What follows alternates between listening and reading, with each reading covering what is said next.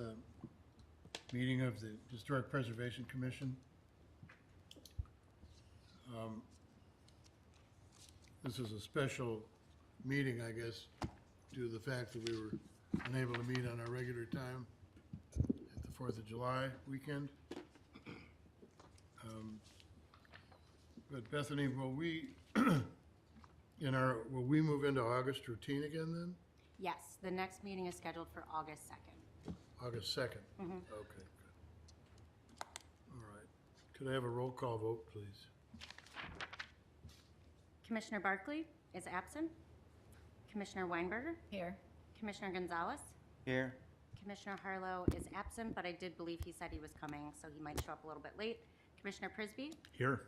Commissioner Elder? Here. Chairman Bonin? Here. I'd like to welcome Chris Elder as a new member of our commission. Chris is a lifelong resident of Hinsdale, former trustee of the Village of Hinsdale. And he's been involved in many different aspects of our village and village government, and so we welcome him to serve on our commission. Thank you, looking forward to it. We're going to get an approval of the minutes from the last meeting. Do we have any comments, any changes or alterations that we need to talk about? I did not. I did not find any either. None here. Could I have a motion then to approve the minutes? I move to approve the May 3rd, 2023 Historic Preservation Commission meeting minutes. The June 7th. Oh, Maybe the June 7th. Oh, Second. sorry, I was looking at the other. Okay, I move to approve the June 7th, 2023 minutes of the Historic Preservation Commission. Second. Roll call vote, please. Commissioner Weinberger? Aye. Commissioner Gonzalez? Aye. Commissioner Prisby? Aye. Commissioner Elder? Aye. Chairman Bonin? Aye. Minutes are approved. The first item on our agenda tonight is a public hearing. Anybody that is going to speak at the hearing, would you please stand and be sworn in, please? Do you solemnly swear or affirm that the testimony you're about to give in this case will be the truth, the whole truth, and nothing but the truth? Okay. Morning, Bill.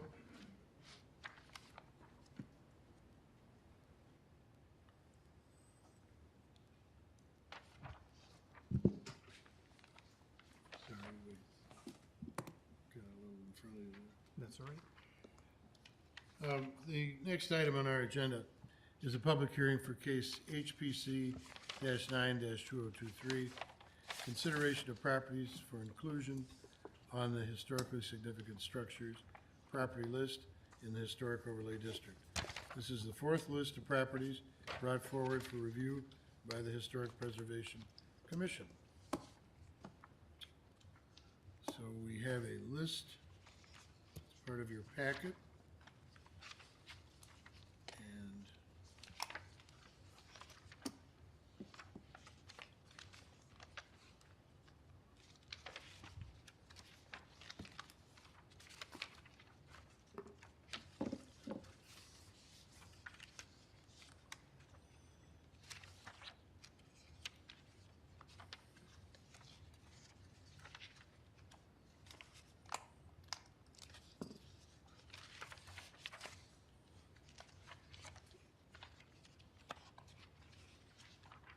if you look on Exhibit 4, which would be about page 6 in on your packet, it has the criteria.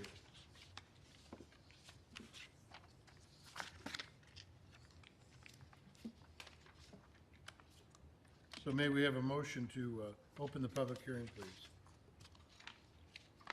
I'll move to open the public hearing. A second, please? Second. Roll call vote, please? Commissioner Weinberger? Aye. Commissioner Gonzalez? Aye. Commissioner Harlow? Aye. Commissioner Prisby? Aye. Commissioner Elder? Aye. Chairman Bonin? Aye, the motion carries.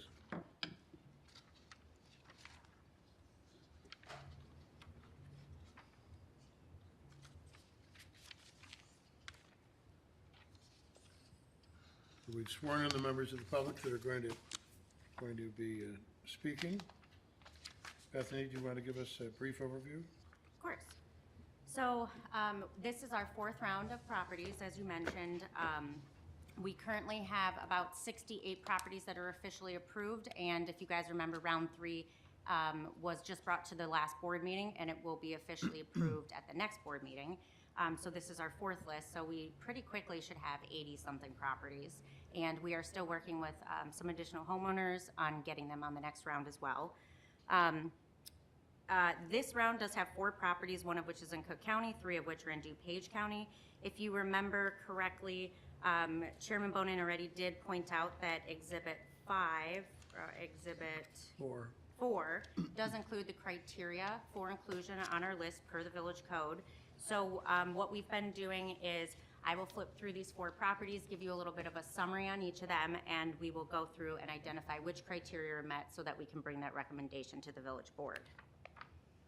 Our first item on the list is 11 Lansing Street.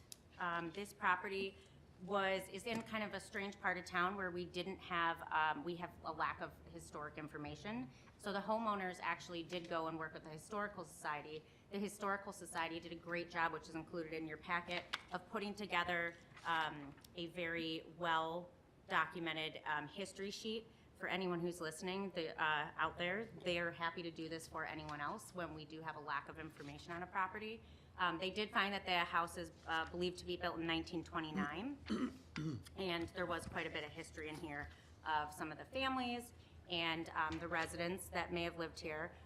They did find that one of the that the property is tied to an early businessman, William Ostrom, and his daughters were the first owners of the property. He was one of the founders of the St. John Congregation Church, which is, I believe, at 3724 North Washington, just up in Oak Brook. So there is someone that they did find who was also important in history of the region. And then they did a lot of research on all the people who lived there. And we did find that the facade, or at least the footprint of the house, is pretty true to form to what it was originally. You can kind of see per the Downers Grove Township Assessor's Office information, it did have some changes to the rear for a patio and a small addition, but the front of it is probably likely very original. So that is 11 Lansing.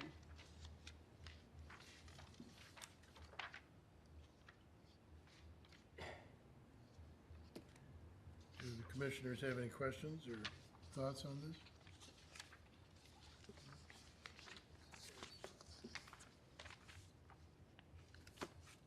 I did have to look up where Lansing was. And It is a small street. It is a small street, and right to the north of it is Center Street, which is where we did have 2 Zooks. We only have 1 now, but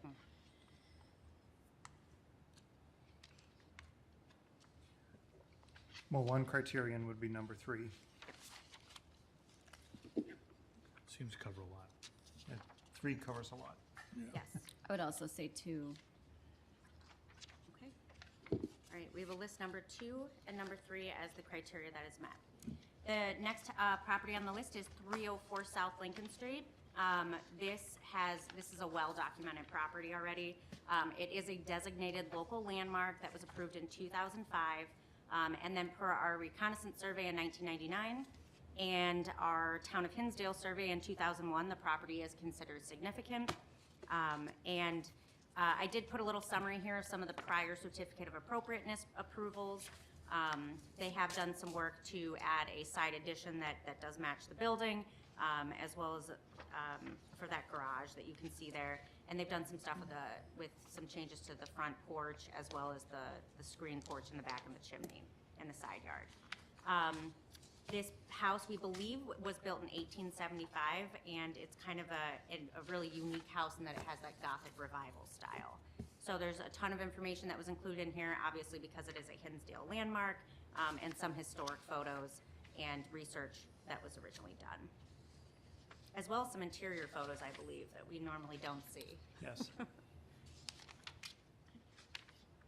And Bethany, I wanted to remind you that I'm gonna need to recuse myself for this one. We did the addition in '99 and the series of additions since then, and are currently employed by the current owner for additional work. So when we get to the motion portion, we'll do what we've kind of done in the past, where we'll do a separate motion then for this, for 304 South Lincoln, so that we can have that recusal. Well, I would say criteria 3, for sure.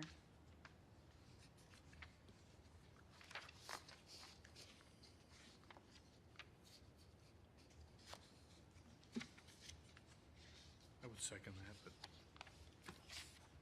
Okay. Remember, it only needs to have one Right. list of criteria, so it's not a Okay. race to the top. I used to hang out in that house when I was in grade school. Tim Smurge lived there. Okay. The next house on our list is 317 South Park Avenue.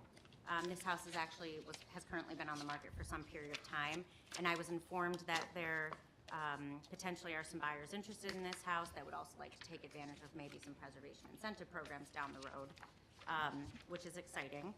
This house is also a designated landmark that was designated in 2002. It's considered contributing and historically significant. There was a pretty bad fire that happened to this house some years ago, a couple decades ago, and then they did do a ton of restoration work and an addition in 2002, which is when they were also landmarked. So also a ton of history on this house. It's estimated to also be built 1870, 1872, so it's quite old, and it's considered the John Frederick Stewart House with Second Empire architectural style. So a bunch of information included in here as well. And if you can kind of see some of, I believe there were some photos of the fire damage in a couple of these. Yeah, you can see on the survey sheet here, it's hard to tell, but you can see the tarp on the roof. So this was before they did all that work to it.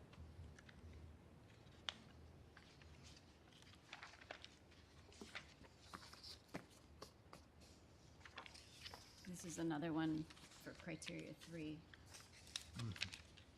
Agreed. agreed. All right. And then our final property for this list is 566 Woodland Avenue. This is a really exciting one to have. It is a Zook house, even though it might not quite look like it. It is Zook Spanish colonial revival style, so it's very unique, built in 1926. It did have a large addition that was put on it that is very, blends in with the architecture, I believe in the 90s. The village actually didn't have, believe it or not, a ton of information on this house. So the Historical Society did another one of the very deep dives into the history of the house. And the homeowner has been passed down some boxes of history that she let us look through and scan. So you can kind of see it's the Hinsdale Historical Society did, and this is included actually on their Zook walking tour app if anyone would like to download it.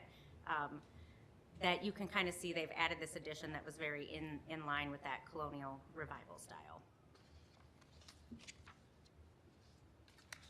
Well, I can see this is 2, 3, 5, and 6. I agree. Okay. Cool.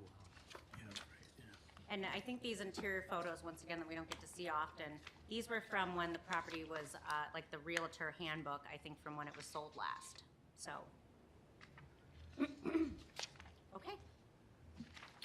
And with that, we can obviously have some commissioner comments or feedback if anyone wants to discuss anything else, and then we can close the public hearing or see if there's any members of the public that want to speak, and then, and make our motions. I guess I just wanted to make one comment. The work that the Hinsdale Historical Society did to support these applications is fabulous. Yes. I mean, really, again, I think I said this at the last meeting, it's so much fabulous information. We have to figure out how to share it. Yes. Yeah, and it's shocking how little sometimes the village has in their records. I mean, this was a Zook house, 566 Woodland is a Zook house, and we had hardly anything on file for it. Because remember, I keep telling you guys, everything east of county line, everything gets a little spotty. Yeah. So it was really wonderful that they helped us out with this.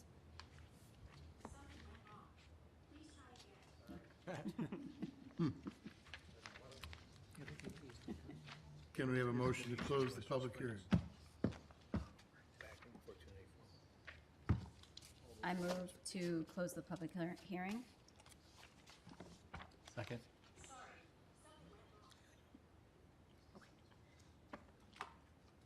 We have a motion to close the public hearing for case HPC-9-2023. Roll call vote, please. Commissioner Weinberger? Aye. Commissioner Gonzalez? Aye. Commissioner Harlow? Aye. Commissioner Prisby? Aye. Commissioner Elder? Aye. Chairman Bonin. Aye. Motion carries.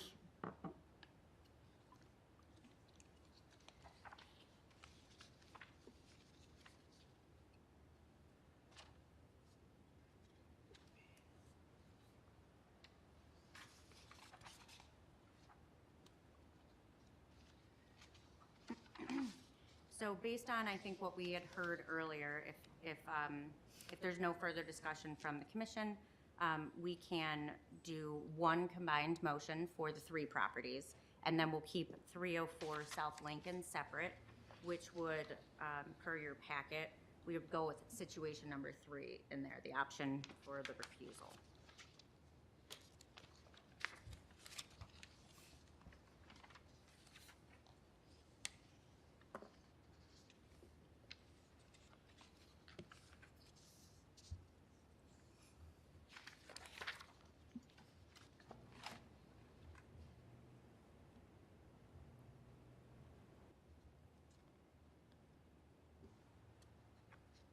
John, do you want me to make a motion?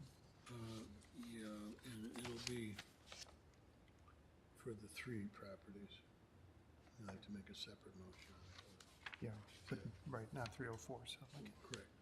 yeah. That'd be fine, Bill. So I'll move to recommend to the village board approval of the following properties for inclusion on historically significant structures property list in the Historic Overlay District under case HPC-9-2023. The addresses are 11 Lansing Street, 317 South Park Avenue, and 566 Woodland Avenue. Second, please. Second. Roll call vote, please. Commissioner Weinberger? Aye. Commissioner Gonzalez? Aye. Commissioner Harlow? Aye. Commissioner Prisby? Aye. Commissioner Elder? Aye. Chairman Bonin. Aye. Motion carries, and now a motion for 304 South Lincoln, please. I move to recommend to the village board approval of the following property for inclusion on the historically significant structures property list in the Historic Overlay District under case HPC-9-2023, 304 South Lincoln. A second, please. Second. Roll call vote, please. Commissioner Weinberger? Aye. Commissioner Gonzalez? Aye. Commissioner Harlow? Aye. Commissioner Prisby? Abstain. Commissioner Elder? Aye. Chairman Bonin. Aye. Motion carries. Okay.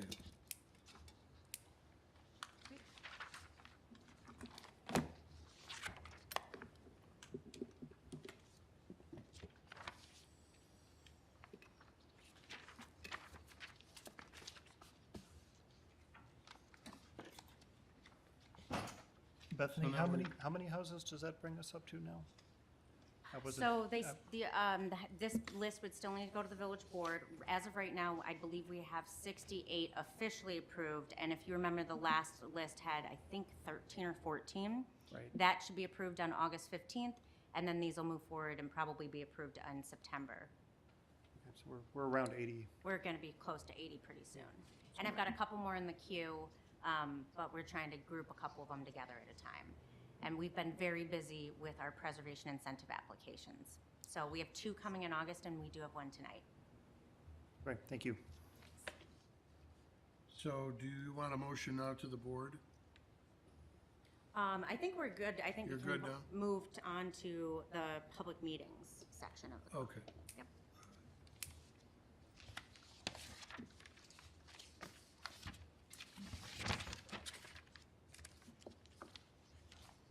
Okay, we now, item 5, the public meetings. We have before us 2 cases, the first being HPC-11-2023 for 137 North Clay Street. preservation incentive for historically significant structures property, request for alternative bulk zoning regulations, building permit fee waiver, and expedited processing. Talking about construction of a deck, a pergola, and a patio.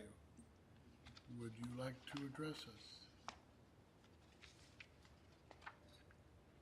Please state your name for the commissioners. My name's Katie Knoble. I'm here on behalf of my clients, Sarah and Chad Irwin. They live at 137 North Clay.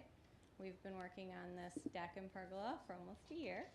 And their family really doesn't have a great place to gather, hang out outside. We all know that outdoor space has become the new indoor space. And so their request is that you reduce the side yard setback to allow them 18 more inches on a deck pergola situation, so they can have a furniture arrangement with a patio, so that they can have a private outdoor space in their side yard.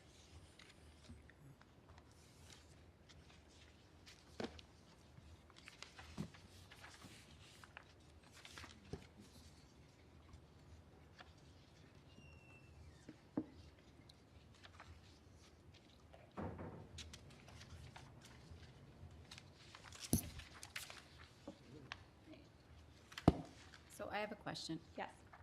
Is the distance between the lot line and the existing patio, It's what is that? 7.19. Okay, so And it's we're all- asking for it to be 6. Okay.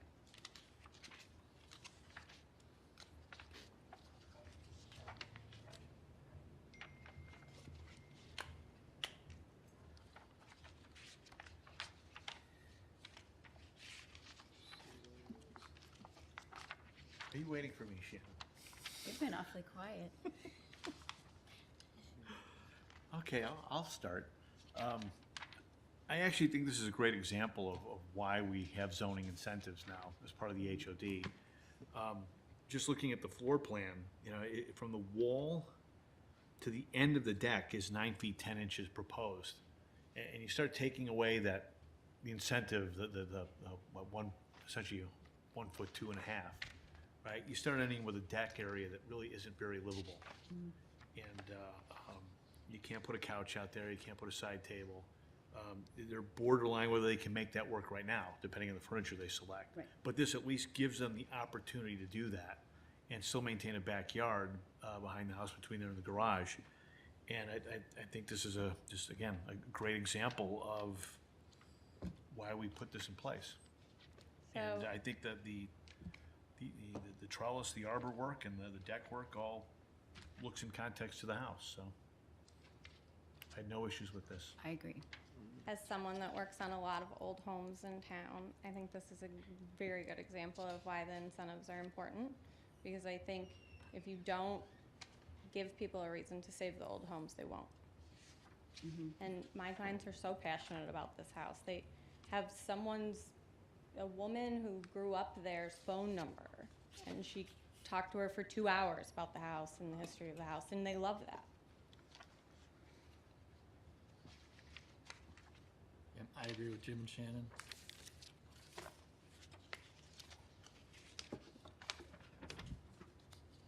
I think in addition to all the other reasons stated, the fact that it's an open-air structure, it's pergola, you know, it's, although it falls within the bounds of what we are allowed to do anyway. You know, it's open and airy, it's not even a solid wall. Right. So it's not exterior wall, seems to slam down. The deck that's there now is literally falling apart. Like, they don't even want people on it. And they can't put furniture on it because it's so small.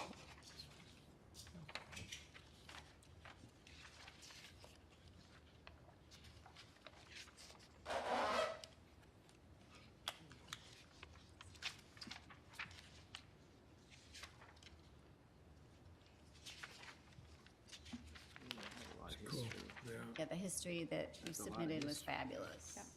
I told Sarah Irwin that she is an A+ student. She's a kindergarten teacher, so it goes hand in hand. Yeah, awesome. I'm fine. I don't have any objections either. So,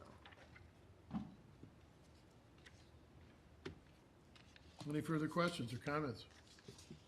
I mean, I like the effort that they're trying to maintain the consistency and the style of the home.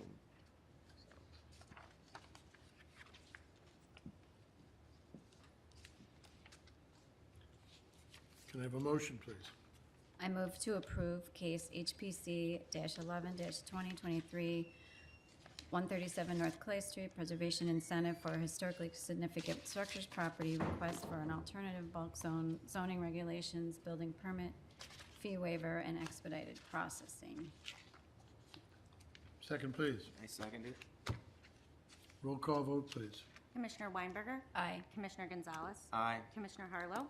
Aye. Commissioner Prisby? Aye. Commissioner Elder? Aye. Chairman Bonin. Aye. Motion carries. Thank you. Thank you, Katie. Thank you.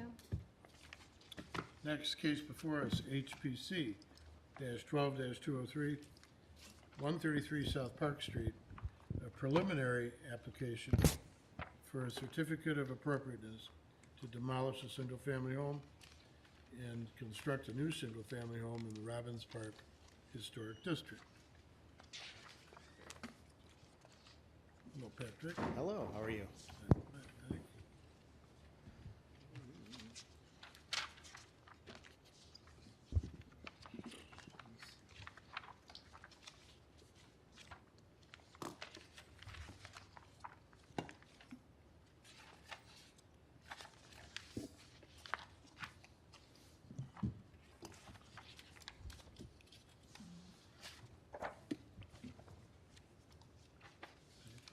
So this is preliminary, so we're, Right. Correct. You do not need to make a motion on this, and this is the opportunity to provide some preliminary design ideas or feedback for this house.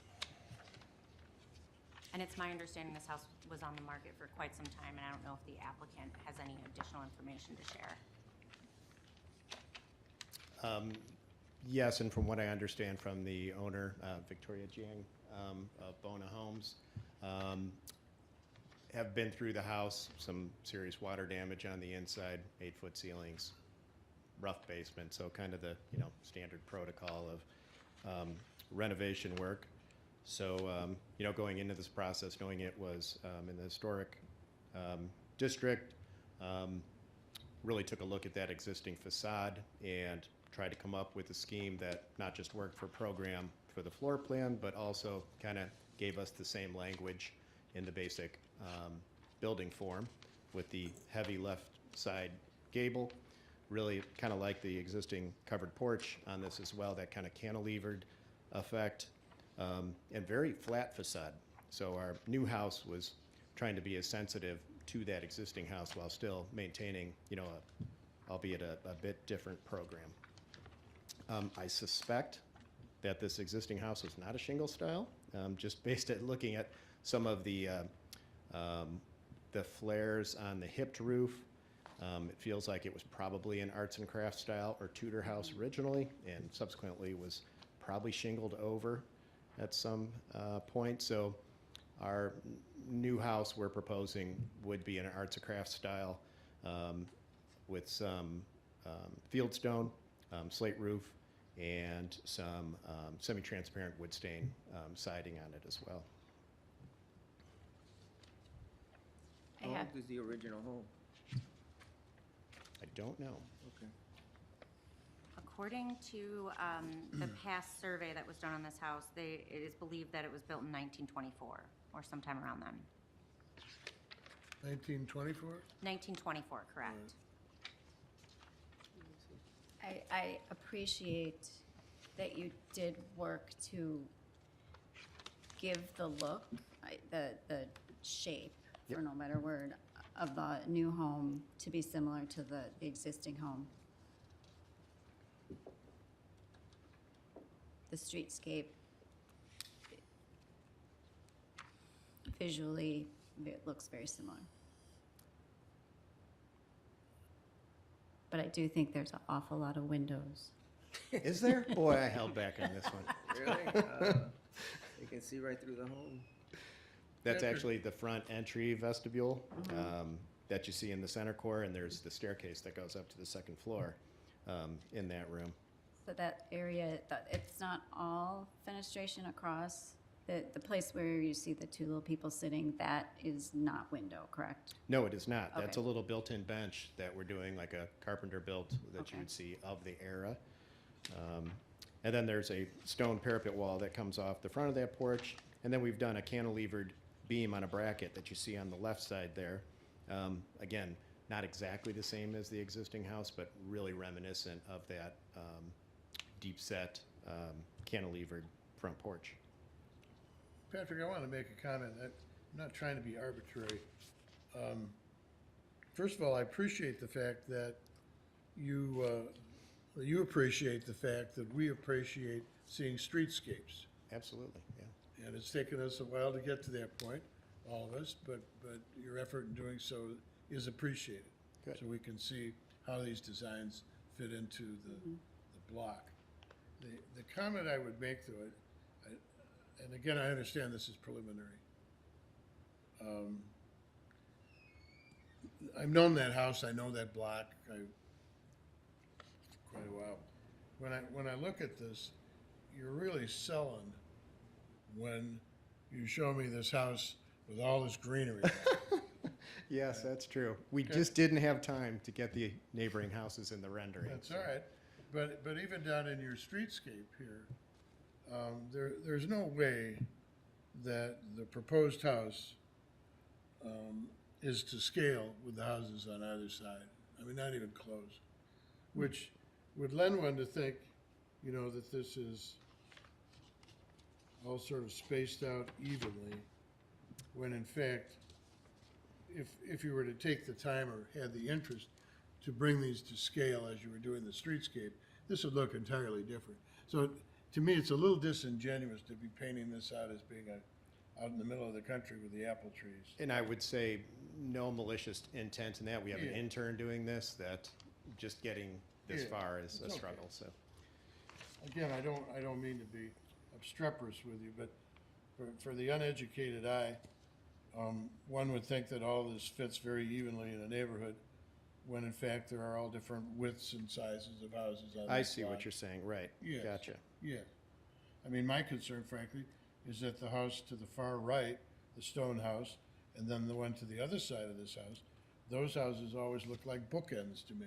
And they were begging for something in the middle that looked a little different, Very in my good. opinion. So to that end, you know, what you're proposing here, to me, is some relief, frankly, from this row of stone mini castles down Park Street.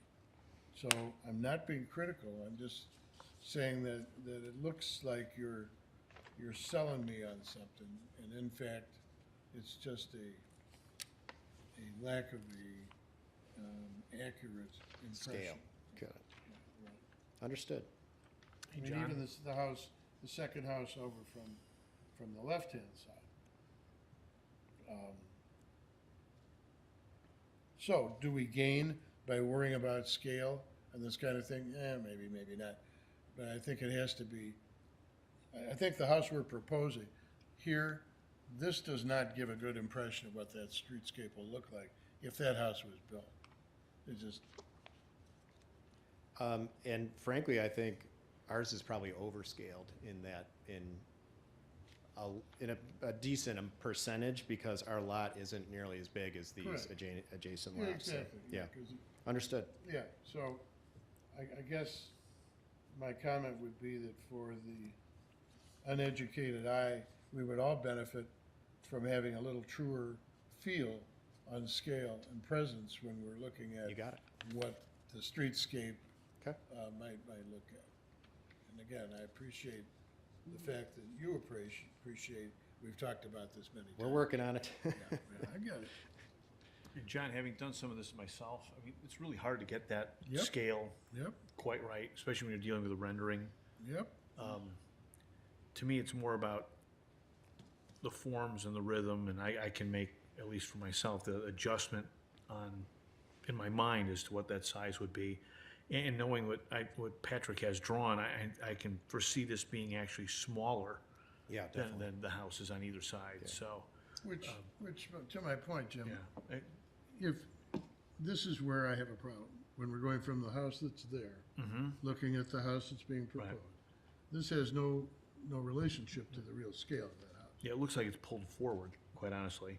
It's also probably 20% bigger, Right. and it won't be. It won't be, no, Right. you're correct. Right. You're saying that the houses on either side of that one are larger than the one he's proposing? No, I'm saying that this is the house that's there. Right, This is the house that's being proposed. right. This house here is not gonna be any bigger than that house. Uh-huh, okay, I see. Oh, I see your point, okay. See my point? Yeah, yeah, The yeah, lot is 75 feet wide, yeah. you're governed by FAR, so this is the house that's going to be taking the place of that Sure. house. But we have it portrayed as being. Yeah, I know, that's what I was trying to Right, feel, right, like, okay. it looks huge, okay.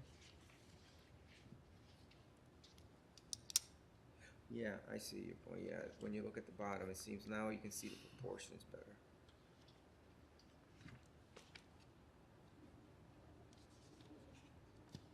Patrick, I would echo Shannon's comments that I appreciate that there was, some effort to sort of maintain to some degree the overall shape, front facade of the house in that regard. And some of the elements that you've included, this is the last original house on that side of Park. And the entire block now is Yeah. gonna have turned over. But it doesn't have some of the monumental quality of some of the others, and I think that's appreciated. Good. So, thank you for that. I'm glad it's not like the one that's two from the left. Yeah. Yeah, some unfortunate, but future renovation work we can work on. Right.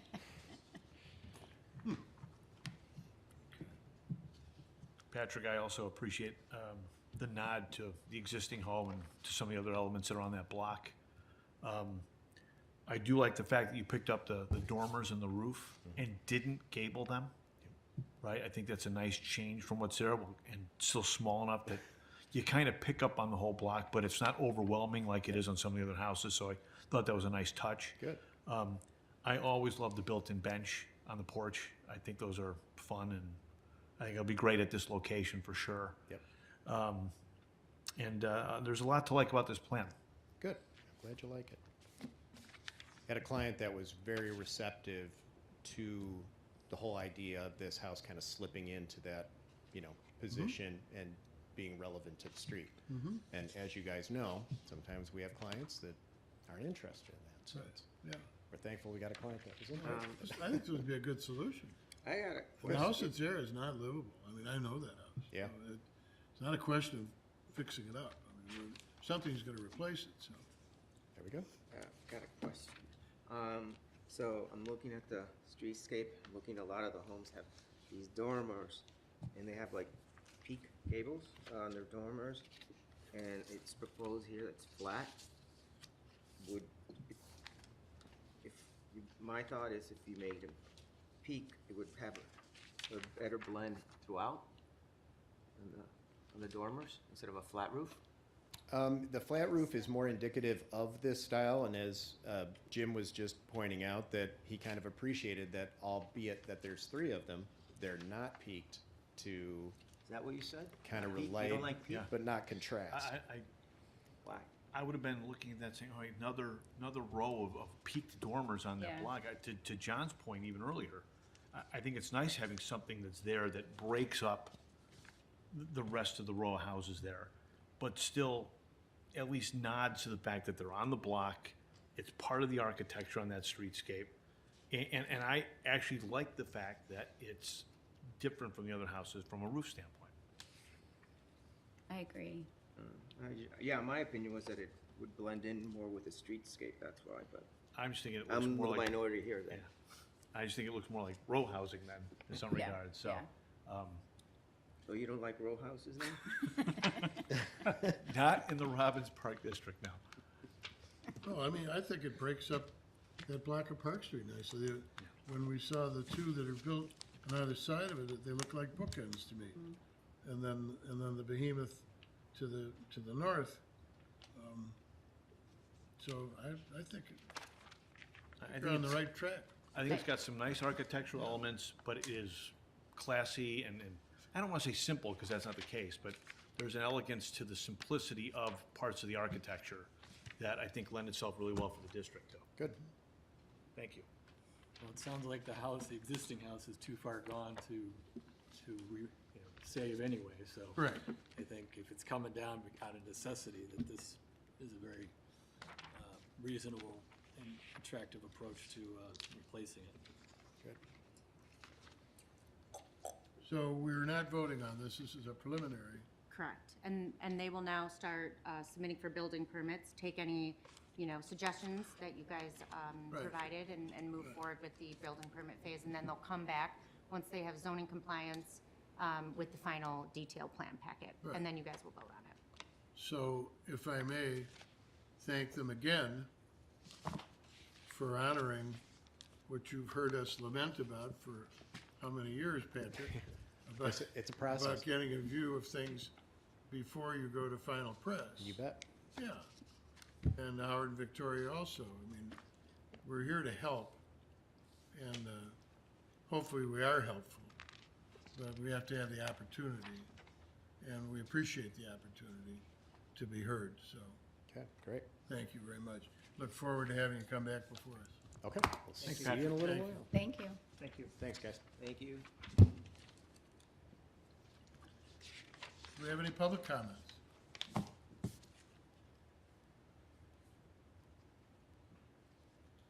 Do we have any new business to talk about? Of course we do. What might it be? That's why I'm here, John. Uh-oh. Much to Jim's chagrin. No, Let me lean back, Tom. yeah. Just one thing, this came up in a Hinsdale 150th committee meeting yesterday. I see that our village manager is also sitting in the audience. We are moving ahead with fundraising plans to raise funds from businesses and the public generally for the restoration of the Chippendale roof railing on this building.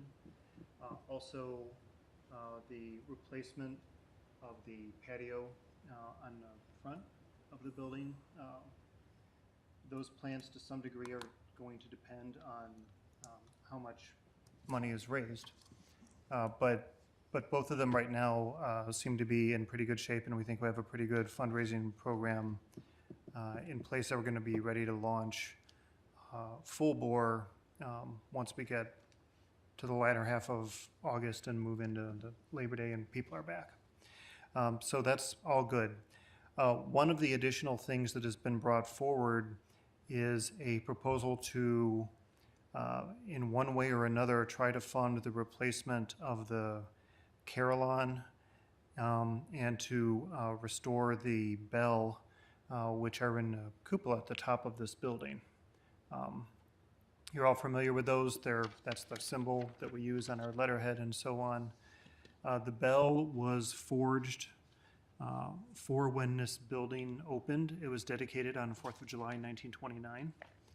So it's almost 100 years old. The bell has not worked in more than 50 years.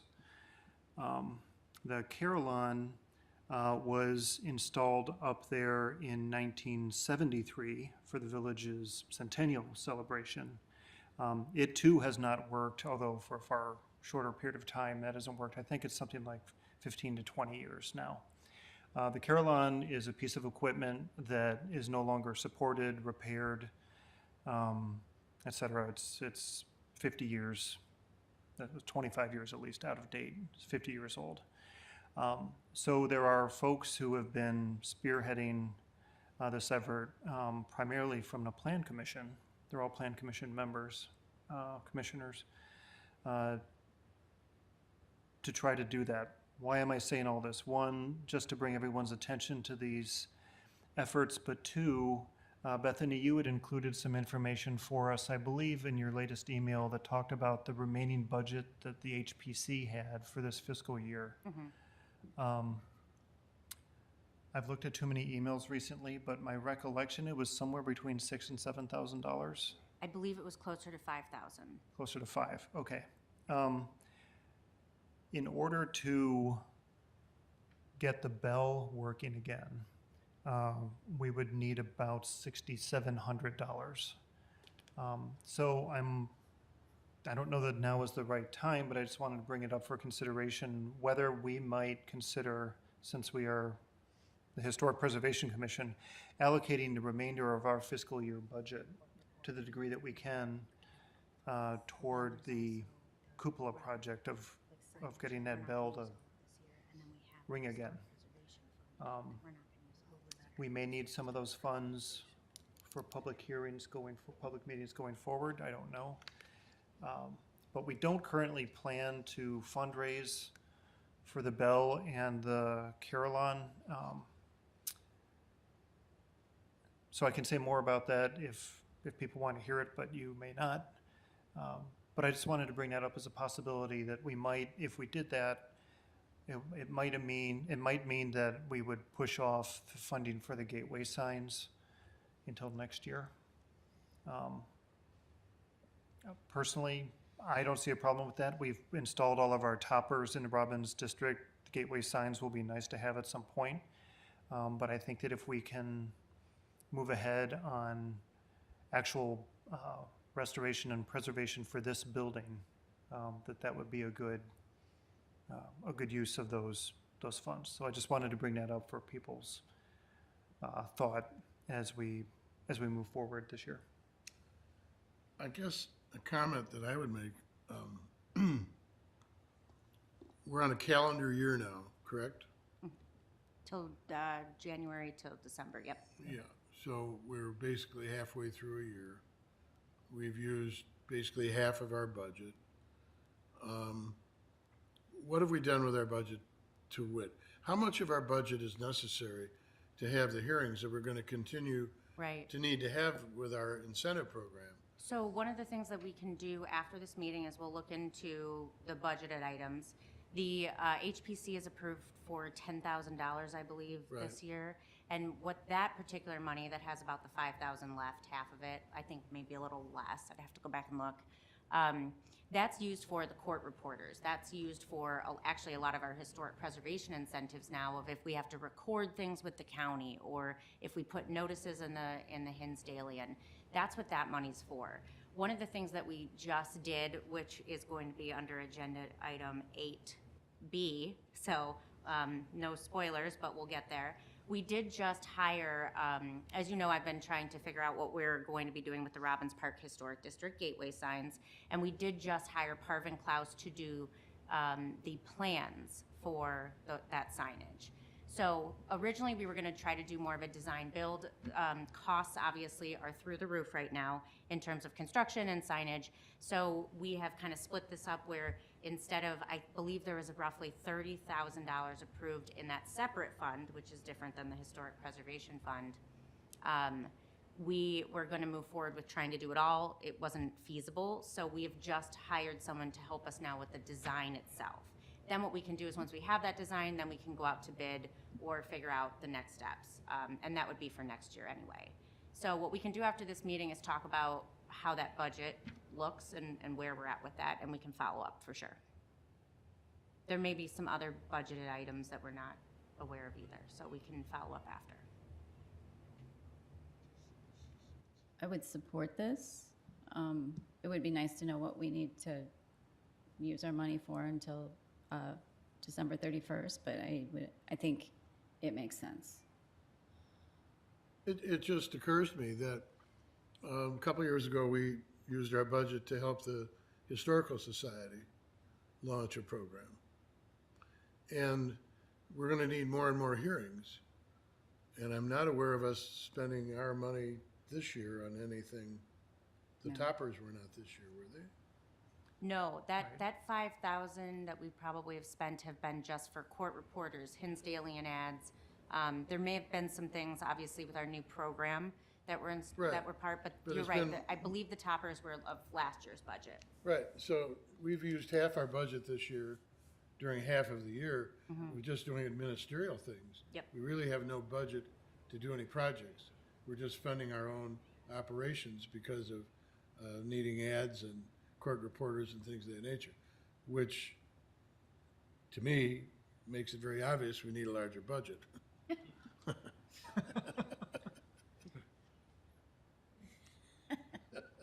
So glad you could come. But seriously, because in years past, we have not used our budget for administrative things like that. And now here we are just chewing it up. Yeah. So, Do- Since I'm here, we'll be moving into our budget process probably early September.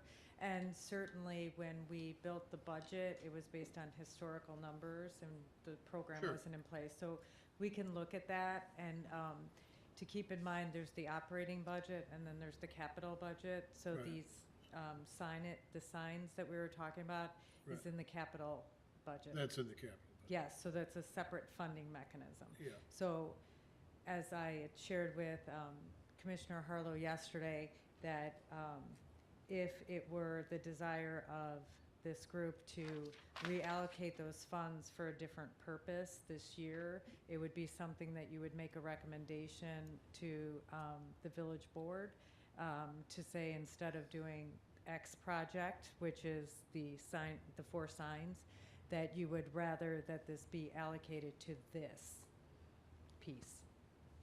And so you could contemplate that as a group. okay. Okay. But I mean, if we run out of, for instance, if we put $5,000 towards the Bell or the Carolina or whatever, and yet we still have to have hearings, then do we just go over our budget? Well, the bell would come out of the capital fund, That'll come so out it's of cap. separate. The operating we're not going to touch that for this purpose. We'll keep the operating funds. Okay. And if you were to go over the operating funds because you have more hearings, we do have some contingency in the budgets to, for when those happen, for those types of events. I'm So, just, yeah, we can blow through the budget is what she's saying. I'm sorry? So we can blow through the budget is what Kathleen's saying. Well, I did not say that. You may have interpreted it, but no. So we budget very conservatively based off prior years, and there's just it's the operating budget and the capital. And so the bells would be something, whatever, it's going to last more than 20 years. I mean, Yeah. it all fits into that. The railing, it all fits into a capital item. And then you'd say, well, what's happening to our entryway signs, right? Because we're going to use that money for this. Then what we would look at doing is having that programmed in a future year in the CIP, subject to the board approval. But these are things for you all to think about and what the priority is. And, you know, you could split the baby if you want and do 2 entryway signs and have the remaining balance. I mean, there's all those types of things that you all could think about if you were so inclined to move in that direction. I guess I'm just having a problem. And I've never been aware in prior years of ever discussing the fact that our budget was funding all our hearings and notices and things. Because we've always had hearings and notices, and probably will have more going forward than we're used to with the incentive program, but I never recall talking about it. Like the year we gave $10,000 to the Historical Society, we gave them our budget. What did we pay with the hearings and how did we pay for those? I have to look at that. That's when Chan was here, right? Yes. Yeah, so I have to go back and look at that. We might not have spent all of it during that time frame, but we can go back. And I mean, give you- I don't need to, not trying to split the baby, but if it's a consideration that we have to take up each year, kind of seeing what we think is gonna come before us and how many hearings we're gonna need and things like that. No, we take care of that for you as part of the you do. budget process. That's what the Community Development Department does. That's why we don't bring it necessarily to you. We do a predictive modeling over the previous years, but to your point, when we built the budget last year, we weren't anticipating the additional hearings, so that's something we're gonna factor in. Yeah. So you might have had, just using a number, 10,000 this year. We may find that next year, based on what's going on, we may have to go up to 12,000 or 13,000. But that's what we do, so. Okay. How much is budgeted for the entryway signs? It was 30,000? Yes, and that's what we have to go check after the meeting, because I know it was part of like a wayfinding and economic development signage capital item. So we have to go back and make sure it wasn't grouped in with other stuff and what that amount is right now. But I think it was roughly 30,000. Yes. I looked at it earlier today. Okay. But I'll say, I believe it's 30. Yes. And did we have to pay for the sign on the tollway? No, That was didn't. separate. Good. Well, bottom line, we don't want to be wasteful in money, but we'd like to have some funds each year that we could do some project work with and not just pay for court reporters. Right. So however that occurs. yeah, and we can make that, so the capital plan is the piece that we would be looking at, so we're building that right now. And so it's a good decision point for everybody, and that we would build it in, and then we will discuss that actual CIP with the board probably at the end of August, early September. So there's some time to have this discussion and to think about a recommendation.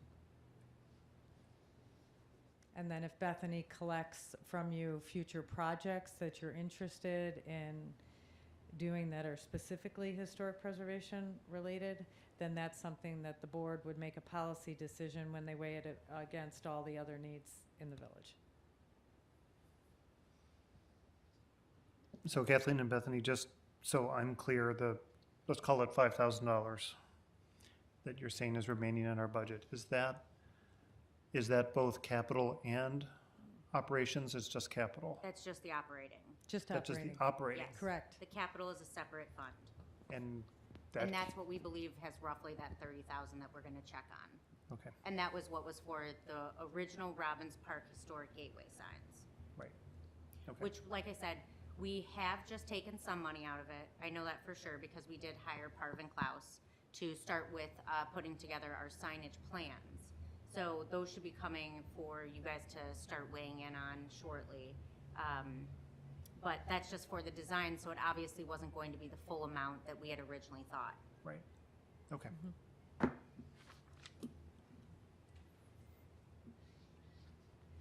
Thank you. Okay. Thank you, Kathleen. I actually just came by because I was working late and saw there was a meeting and wanted to hear the discussion, so that's really helpful. Thank you. Okay, any other new business we need to talk about? Don't have any. Old business. Amendments to Title 14, status update. I have no update from a staff side.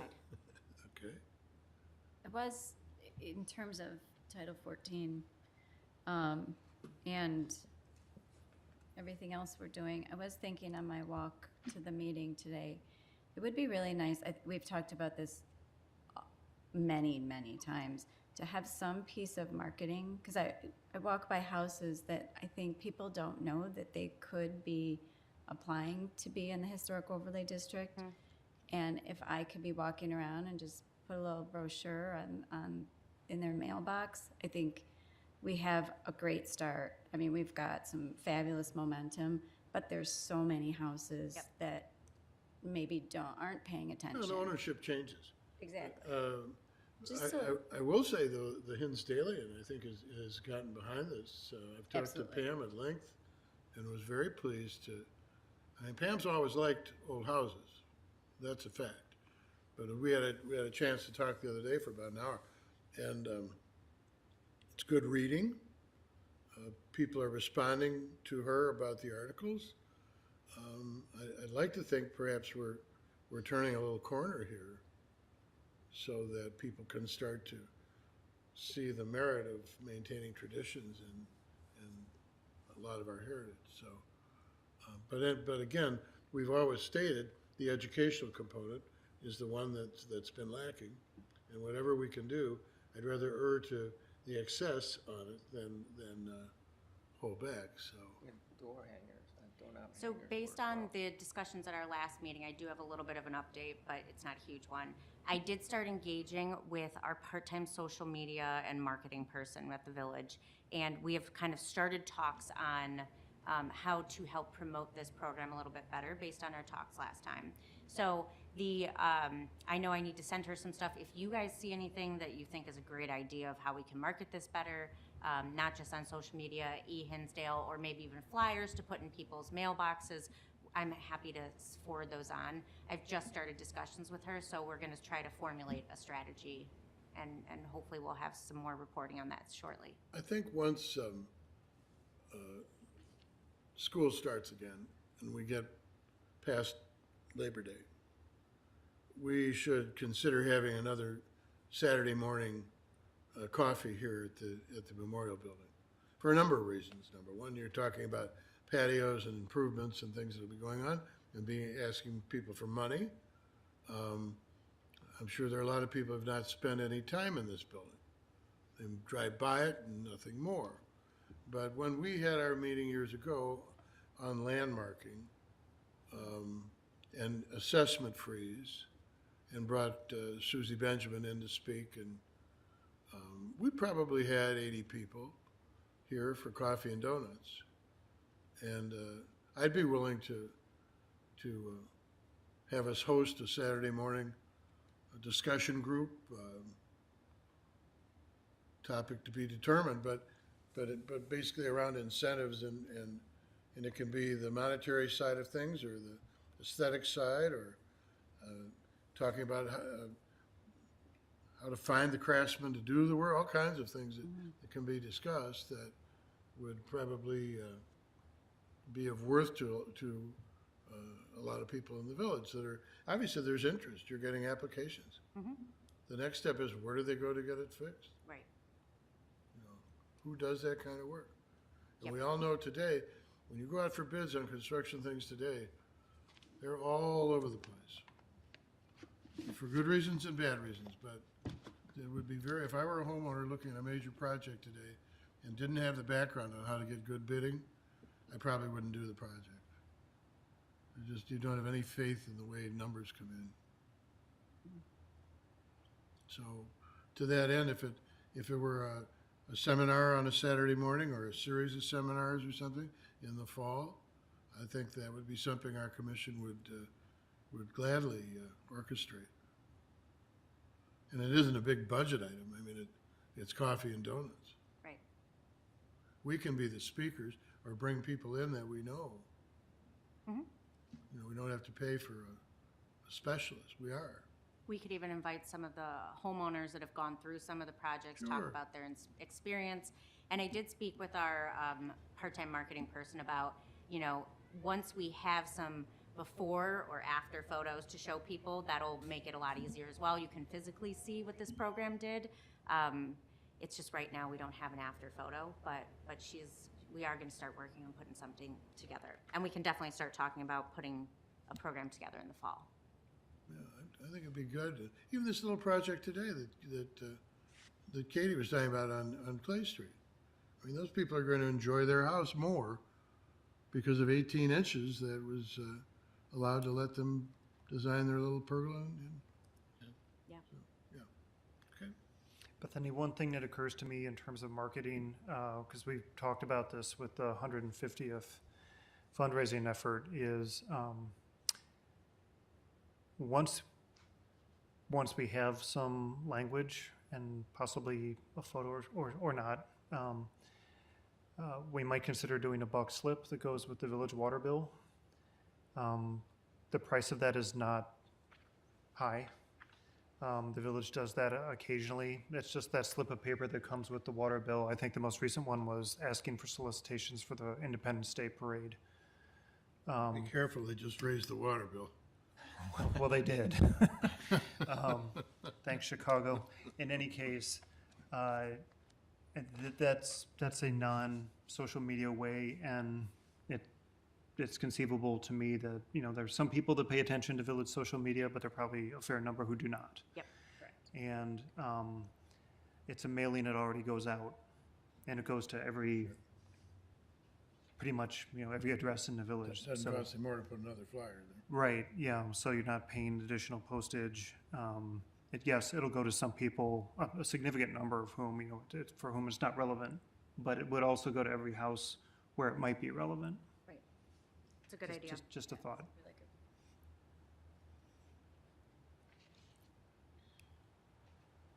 Sixth Street, Bill, as long as you're talking.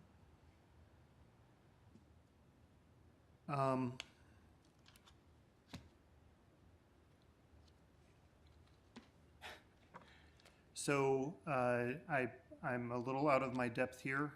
All I know is that my wife yesterday had a conversation with Al Diaz, who was out looking at Sixth Street again. And my understanding is that the village is potentially currently considering putting forth a proposal that Sixth Street would be done in asphalt from Garfield to County Line.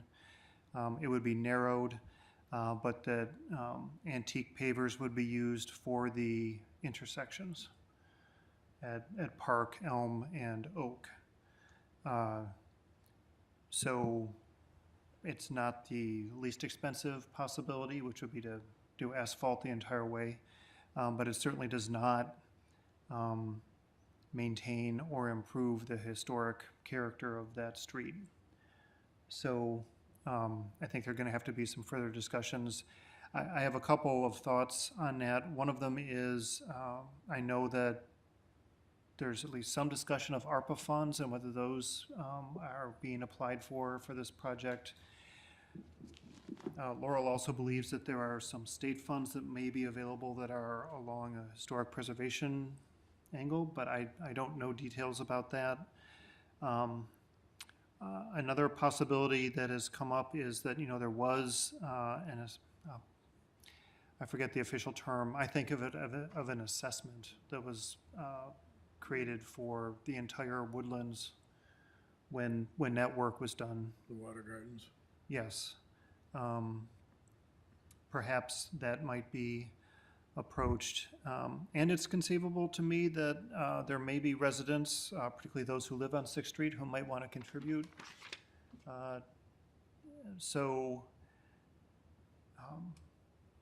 my hope is that all of these avenues can be explored. The street has been there for more than 100 years. There's nothing, I don't think, magical about having to do this right now. I know that with Flag Creek, we need to continue and by a certain date, which I believe is coming up in the next few years, finish the separation of storm and sewer. So we don't have endless time to do it, but even if we were able to husband funds for 2 years rather than for one, to get to where we need to be. So I think there's a lot underway. I would not want the village board to approve any plan without exploring all of those possibilities, including talking with the residents and whether the residents might be willing to engage in some way. But I don't want us to be hasty about approving something at the board level without really exploring all the possibilities of what we might do there.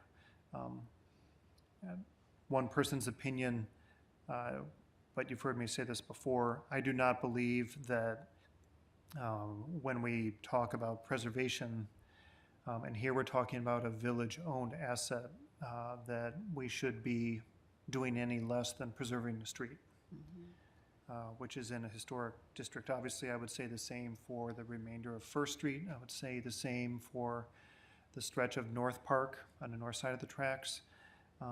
I think that's the extent of what we have in terms of brick streets in the village today, yes. But the one block where the chairman lives of First Street that was rebuilt, my understanding at that time was that was the model of what we were planning to do going forward. It's not inexpensive, we all understand that. But if we are really interested as a village in preservation, I don't see how you take out 4 blocks of brick street and replace them with asphalt. That just does not make any sense from a historic preservation perspective at all. So I'm going to get off my soapbox, but I hope that we can make sure that the board proceeds cautiously with this, and we explore all the avenues and not just jump into something. Has there been any communication from the village to the residents on that street? No, just the verbal Okay. communication that we've had so far. And I mean, and Laurel was appreciative of the fact that Al was upfront with her and said, this is what we're currently looking at. They do have preliminary numbers for these different options.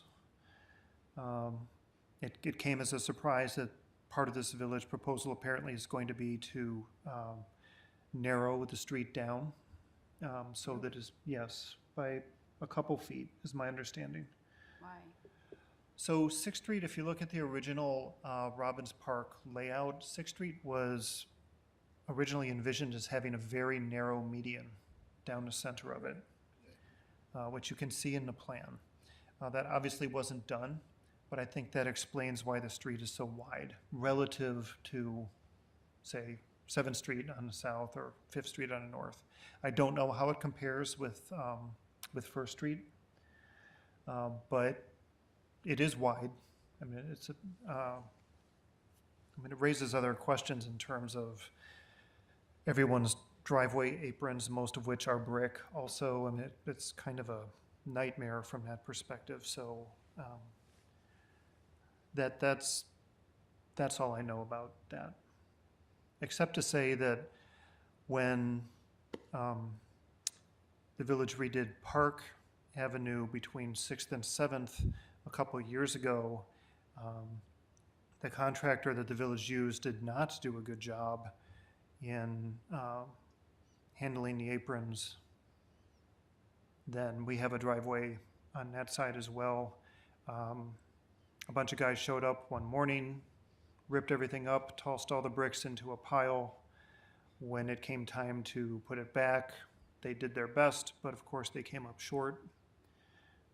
We have a large pile next to our garage of things that didn't fit, and yet, One point they fit. yeah, at one point they did, but they didn't bother to just sort of take it out piece by piece, put it here, and then put it back the same way, nor photograph it. So, Yeah. lesson learned on that. That was kind of a travesty. And that's something that, now that you're saying that, I mean, I don't know how we help, at least in the historic district, help homeowners keep an eye on that, because actually that happened to us. We, not brick, but we had the original piece of flagstone that was probably the entrance to our home.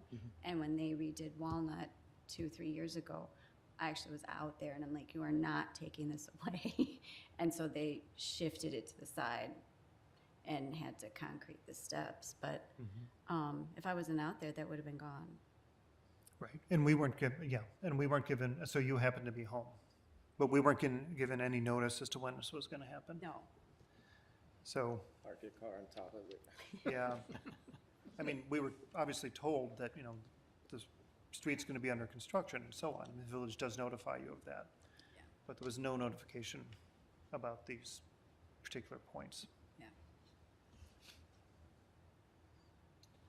Well, that's something that's important to know, because, I mean, I'm always documenting when I'm doing my personal restoration.